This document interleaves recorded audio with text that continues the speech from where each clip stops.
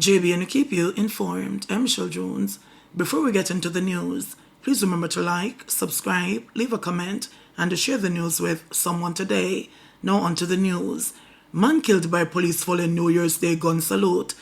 A man was reportedly shot and killed by police after a gun salute on New Year's Day in St. Andrew. The incident occurred in a section of Boone Hall called Duppy Gully sometime after midnight. The man remains unidentified.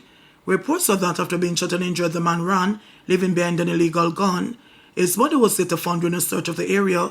The Independent Commission of Investigations, INDICOM, is probing the incident. Hotel assistant manager killed in Runaway Bay.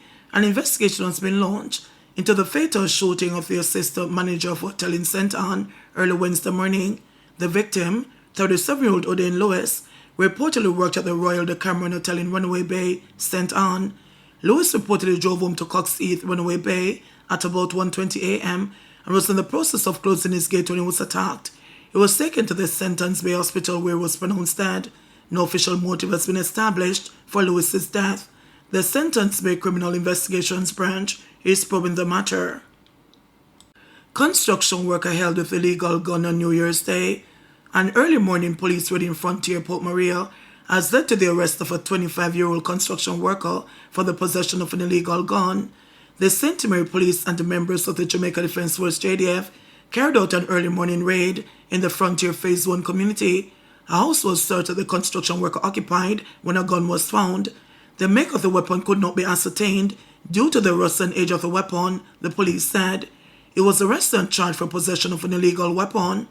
Acting Superintendent of Police in charge of St. Mary, Anthony Wallace, said that these operations are aimed at disrupting criminal activities in the parish. It is a strategic response to prevent criminal activities in St. Mary, underscoring the Jamaica Constabulary Force commitment to dismantling criminal networks and enhancing public safety, he said. Kingston man charged for shooting at police. The Hunts Bay police have arrested and charged a man who allegedly shot at the police when they responded to an incident on York Avenue, Kingston 11 on Friday, December 20. He is 26-year-old Adrian Morrison of York Avenue, Kingston 11. He is charged with shooting with intent, possession of prohibited weapon, and unauthorized possession of ammunition. Reports from the Hunts Bay police are that at about 9:30 a.m., a police team was on duty when the lawmen received information about men seen with high-powered weapons. They went to the location, York Avenue, and were reportedly greeted with gunfire. Morrison was later taken into custody while 3 other suspects escaped. He was subsequently charged. His court date is being finalized. Kingston man charged for allegedly shooting at woman. A Kingston man has been charged with multiple offenses after he and 3 others allegedly dragged a woman from her bed, took her outside, and attempted to shoot her before she was able to escape. He is 29-year-old Richard Higgins, otherwise called Bob, a laborer of Wellington Street, Kingston 16. The incident reportedly occurred on December 11. The Elliston Road police say at about 7 a.m., Higgins and 3 other men went to the home of a woman, kicked off her bedroom door, and entered. One of the men was armed with a handgun, reportedly used it to hit the woman to the back of her head, causing a wound. Higgins and the men allegedly then dragged her towards a gully at the back of the premises. However, she managed to escape. While she was running away, she was reportedly shot at by Higgins. He was arrested and subsequently charged with housebreaking with intent, shooting with intent, possession of prohibited weapon, unauthorized possession of ammunition, wounding with intent, using a firearm to commit a felony, conspiracy to shooting with intent, discharging a firearm in any public place, and the possession of firearm with intent to injure. Falmouth Mayor pledges prompt removal of garbage. Mayor of Falmouth Colin Gager says the Trelawney Municipal Corporation and the National Solid Waste Management Authority are working to clear the pileup of garbage in the vicinity of the Falmouth Market. The Trelawney Health Department had served notice on the municipal body 3 weeks ago to clear the mound of garbage or face closure of the market. Mayor Gager said a cleanup exercise was undertaken following the notice to remove the waste. He says since the onset of the holidays, there's been another accumulation of garbage which the municipality and the Solid Waste Authority will be working together to clear. Vendors have been complaining that the inconsistent clearing of the garbage has resulted in an infestation of rodents, which is affecting their ability to sell and causing them mounting losses. The Falmouth mayor sought to assure that the municipality will be moving quickly to address the concerns of the vendors to ensure a healthy environment. PM pledges to build on success of 2024 to further improve Jamaicans' lives this year. Prime Minister Dr. Andrew Holness has vowed that his administration will continue its strenuous efforts to improve the lots of Jamaicans this year against the backdrop of what he says were significant achievements last year. In his New Year's message, Holness said 2024 tested the resilience of Jamaicans, but it also revealed their strength. As we welcome 2025 with all the new opportunities and possibilities it promises, we give God thanks for sparing our lives to see yet another year, and we spare a thought for those who left us in 2024. 2024 tested our resilience, but it also revealed our strength. We faced challenges with courage and celebrated achievements with pride. Category 4 Hurricane Beryl badly damaged southern parishes. However, we staged the fastest and most comprehensive recovery from a weather event of that magnitude in Jamaica's history. Within weeks of the disaster, your government was able to conduct assessments rapidly and distribute recovery grants of significant amounts. To date, just under 14,000 checks have been delivered to beneficiaries. There is no question that this administration has had to deal with some of the greatest crises and shocks to have impacted the country in the last 100 years. A pandemic, global inflation and supply chain crisis, climate change, generated crises and associated hurricanes, tropical storms, flooding, and drought. Any truthful observer must admit that we have handled these crises comparatively better than previous governments and on par, if not better, than governments of peer countries regionally and even globally. We can be certain that 2025 will bring its own set of multiple, frequent, intense, and overlapping crises and challenges as global temperatures continue to rise, wars continue to drag on, and the global order becomes more uncertain. Rest assured that your government is preparing, constantly improving, and learning from every challenge to develop smart, caring, and sustainable responses. Early this month, I will receive the Disaster Risk Management Review Report, which I commissioned after the passage of Hurricane Beryl. This will form the basis for a complete overhaul of the disaster preparedness and crisis management apparatus of government. The lesson we take away from the 2024 chapter in our journey is that we must be ready for the next external economic shock, geopolitical crises, pandemic, or natural disaster. We have had several significant achievements in the 2024 chapter. Notably, the strategy of long-term investments in equipment, personnel, intelligence, and leadership in our security forces is paying off handsomely. Serious crimes are down approximately 14%, and murders are down approximately 18%, the second consecutive year of reduction. Our economic performance continued to be strong. Unemployment declined to the lowest in our history. Inflation declined well within the targeted band of 4 to 6%. Interest rates have come down steadily. Our dollar has been trading stably over the past year, and our national debt to GDP ratio is set to fall below 70%. This is the lowest in over 30 years. Our infrastructure program for highway construction, water supply, broadband, parks, housing, hospitals, health centers, police stations, fire stations, and urban centers is incomparable to any other era in Jamaica's independent history.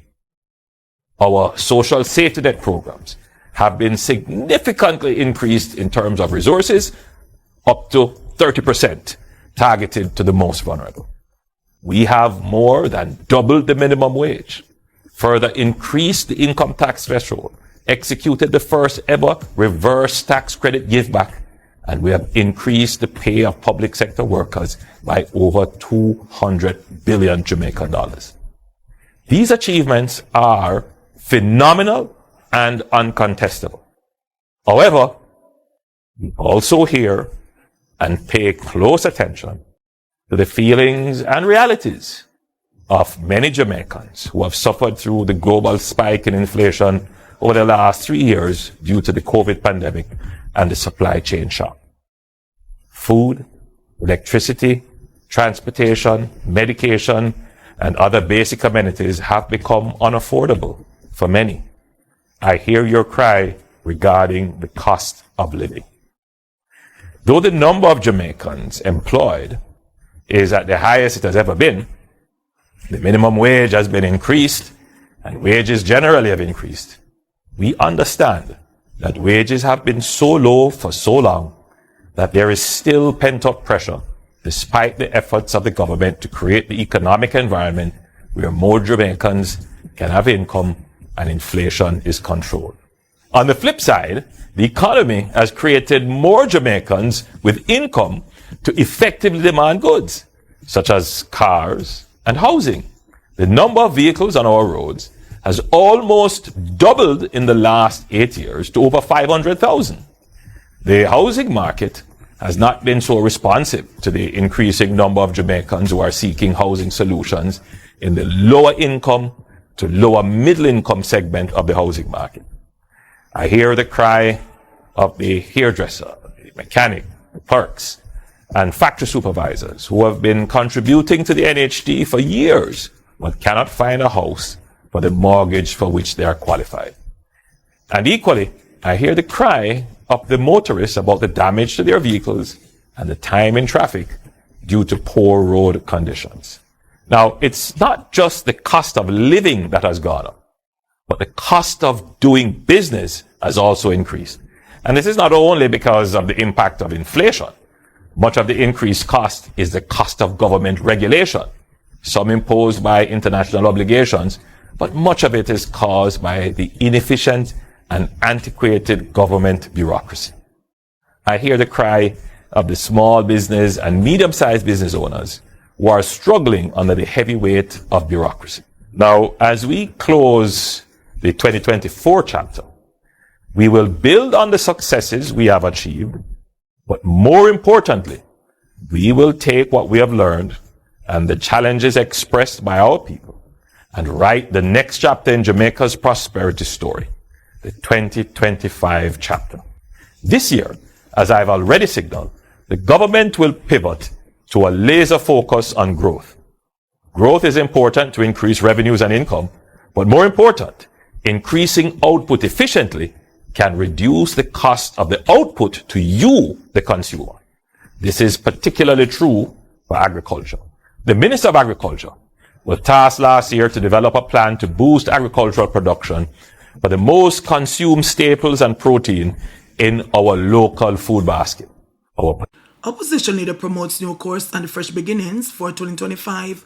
Opposition leader Mark Golding, in his New Year's message, is calling for Jamaicans to chart a better course and embrace fresh beginnings. My fellow Jamaicans, the final moments of 2024 have come and gone, and today we begin a new chapter, the dawn of a new year, brimming with the promise and opportunity to chart a better course for ourselves, our families, and our beloved Jamaica. The dawn of a new year is a call to embrace fresh beginnings, to reflect on the lessons of yesterday, and to step boldly into tomorrow with purpose and determination. As we step into 2025, we do so with hope in our hearts, even as we honestly and courageously acknowledge the challenges that we face as a nation. The past year has been one of mixed fortunes for our country. On the positive side, our athletes raised their performance in field events to a new level, bringing glory to Jamaica at the Paris Olympics and showing the world the breadth of our talent in athletics. On the other hand, we encountered the devastating Hurricane Beryl, which wreaked havoc in several parishes and caused major disruption to many lives, damaging homes, schools, farms, and infrastructure, and setting back the economy. We endured the ongoing man-made disaster of high levels of violent crime, robbing us of loved ones, putting communities in fear, stifling opportunities, and casting a long shadow over the progress of our people. Every life lost to violence is one too many, and every family torn apart by crime is another blot on our record as a nation. In 2025, we will face a year of intense political activity as the country moves towards general elections. The nation's leaders must set an example by word and deed that there is no place for violence and intimidation in our nation's political affairs. Our leaders must ensure that there is no repetition of the offensive and divisive rhetoric which sometimes soiled our national discourse in 2024. It offends the spirit of one love and violates the ideals of togetherness embraced in our nation's motto, out of many, one people. The police must conduct themselves with absolute professionalism. The nation is relying on you to reject partisanship in the conduct of your duty to serve and protect all Jamaicans. We will continue to consult and engage with the people, bringing forward our vision for a better Jamaica and championing causes that matter deeply to you, finding ways to cushion the crisis of the high cost of living from which the people are suffering, improving the systems of education and training for our children and youth to build a productive and globally competitive workforce at all levels, taking stronger action against corruption and holding accountable those who violate the public trust by scraping public resources for their private benefit, implementing more effective strategies for reducing violent crime, improving the experience and outcomes for people seeking health care in public hospitals where they are often treated in a way that does not befit their integrity, bringing down the price of electricity, which is a national imperative for driving economic growth, and making our bureaucracy more efficient so that Jamaica is an easy and welcoming place to invest and do business. For the remaining period that we are in opposition, which by all accounts will not be long, we continue to perform our national duty of vigilantly holding the government to account and defending the Constitution from any machinations which violate the principles of good governance or erode the rights of our people. On the matter of constitutional reform, our position is consistent and clear. When it comes to our head of state and our final court, Jamaica must move now to full decolonization and the establishment of full sovereignty for our people. Our people must be guaranteed access to justice, which the current arrangements for our final court fundamentally deny. We will not support a piecemeal approach to delinking from the UK monarchy. We will not support a mechanism for appointing the nation's president, which would allow the ruling party to install someone who does not enjoy the trust and confidence of all. We believe that mechanisms for more democratic, participatory, transparent, and accountable governance should be included in the reform measures, including the mechanism of impeachment, which has long been a point of bipartisan agreement and continues to enjoy strong support among the Jamaican people. And we would like to see mechanisms in place to enable our Jamaican diaspora, who are so integral to our people's welfare and our national fortunes, to participate more meaningfully in national development. As we commence this new year, I reaffirm our commitment to building a Jamaica that works for all Jamaicans, especially those who need the state to ensure equality of access to opportunities.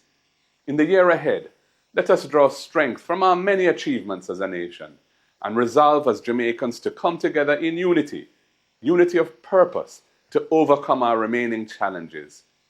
In 2025, which is the silver jubilee of the 21st century, let us all commit to being part of the solution, as each of us has an important role to play in building the greatness of our Jamaica.